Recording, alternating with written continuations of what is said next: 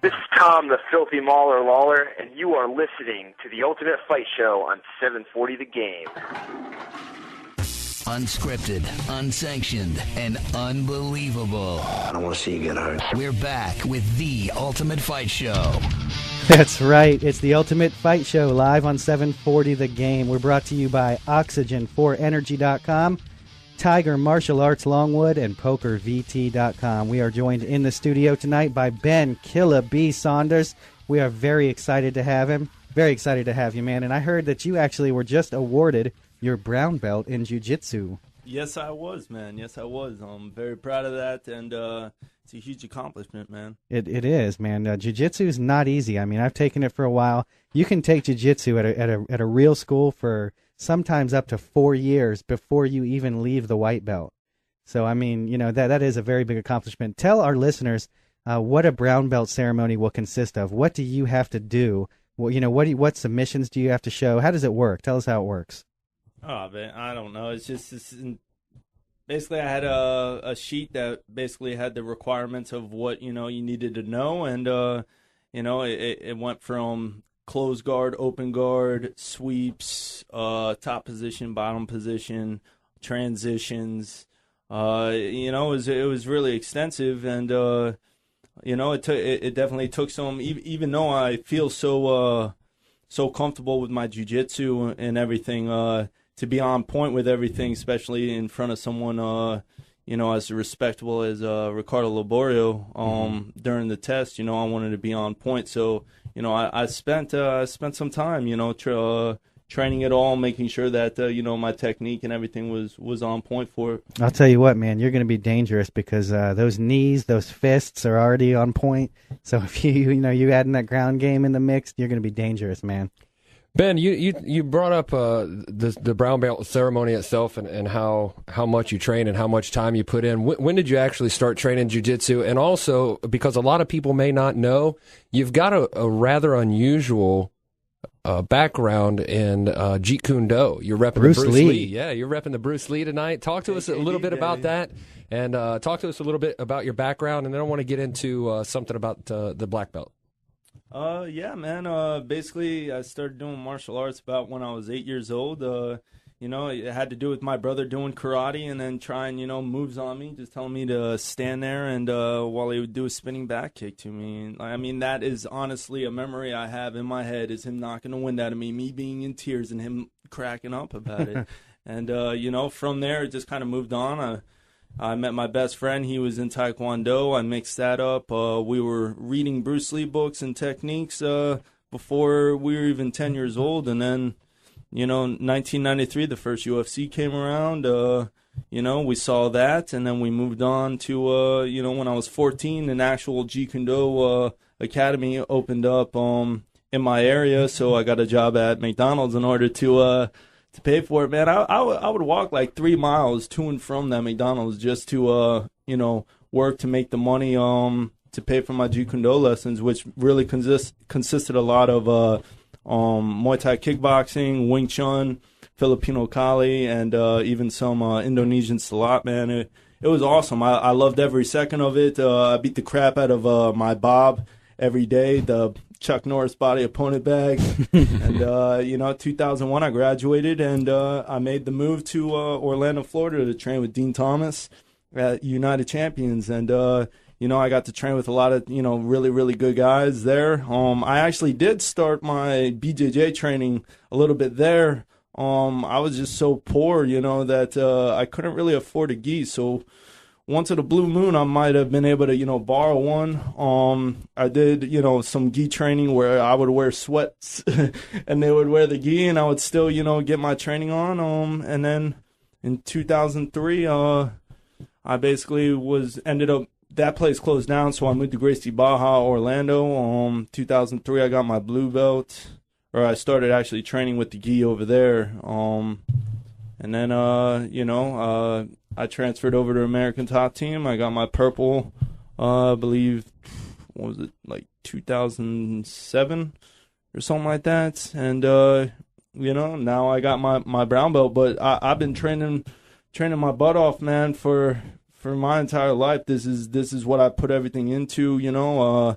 I might have had a full-time job, but my full-time schooling, I had to drop out of school because I didn't have time, and I spent my schooling in the academy. So this is, like my graduation. And you worked at the bar down there in downtown Orlando for a while, right? Yeah. That was actually, my saving grace, man, because I was able to make enough money to work Friday, Saturday, and Sunday and train full-time Monday through Thursday. And that's really what allowed me to give me the training time to get my fights in and make it to the UFC. So what did you do? Did you just submit? I guess you have to submit a video to the UFC, and they liked you, so they had you down, and you went through that process?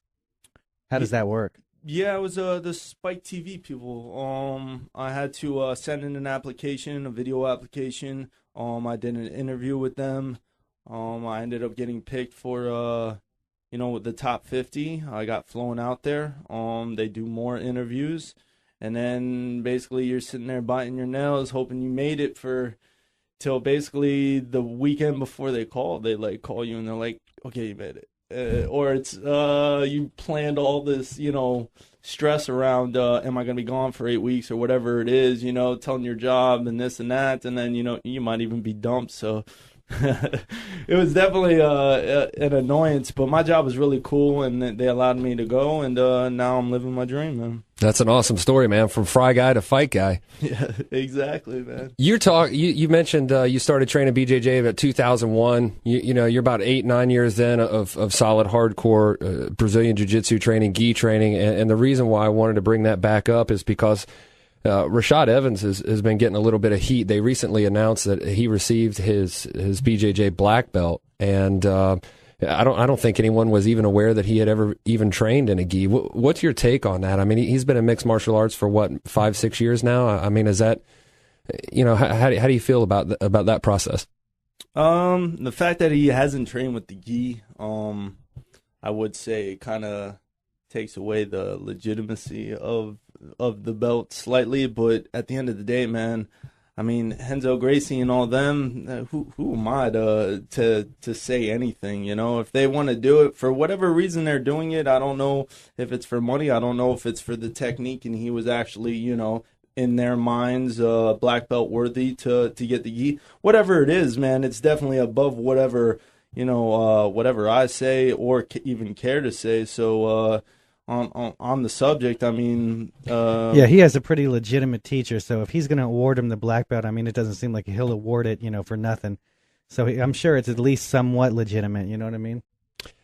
Gracie's it's a big name in the sport. Yeah. There is just something that's been circulating around the internet. There's a lot of talk about it, about what does it take to actually earn your black belt, and hearing from a fighter who spent 7-8 years training in the gi, training with guys like Dean Thomas, and finally being awarded a brown belt from Ricardo Laborio, kind of puts a whole different perspective on it. Maybe there is two separate paths. Yeah, speaking of Dean Thomas, we're going to have him on the show in a couple of weeks, I'm pretty sure, man. I'm excited about that. I think 2 weeks he might be on the show. Me and Dean go way back. We'll have to get you in here too, man, if you're not busy. Yeah, for sure. Man, this was fun tonight. We got to talk about quite a bit with mixed martial arts. You got any more questions, Brian, for Ben? No, I just want to make sure the guy keeps his knees over on that side of the room. I'll stay on this side of the room. We'll be all good. I told you. Once we're off radio, the cameras are still rolling. We're gonna have the knee seminar, right? I'm gonna rip out his heart. Wait till you see. The new brown belt demonstration here. Let me show you how I learned this trick. Now listen, we have to get out of here, but we're gonna take one call first. We have a call for Ben Saunders. Go ahead. You with us? Just looking to get into possibly mixed martial arts or Muay Thai or anything. What would you say is the best place to start for a kid that age? How old? 12 to 13. I mean, Brazilian Jiu-Jitsu works for anybody. It doesn't matter, if you're man, woman, old, young. I mean, honestly, with the gi, anybody can do it. So grappling, anyone can pretty much do it. It just, there's other factors involved. But I'm saying on a safety level, Brazilian Jiu-Jitsu with the gi is phenomenal. As far as kickboxing or Muay Thai or anything like that, starting at that age, phenomenal also, because, that's how I learned my fundamentals. You just learn your fundamentals, you hit bags, you might do mitts or something like that. Not really too much live sparring to get potentially taken care of or injured, so you don't really have to worry too much about that. And once they get their technique down, then they can move on. Yeah, appreciate the call, man. You're listening to the Ultimate Fight Show on 740 The Game. Thank you to Tiger Martial Arts Longwood. Thank you, PokerVT.com. Thank you to Social Menace for checking us out tonight. You heard the Ultimate Fight Show on 740 The Game.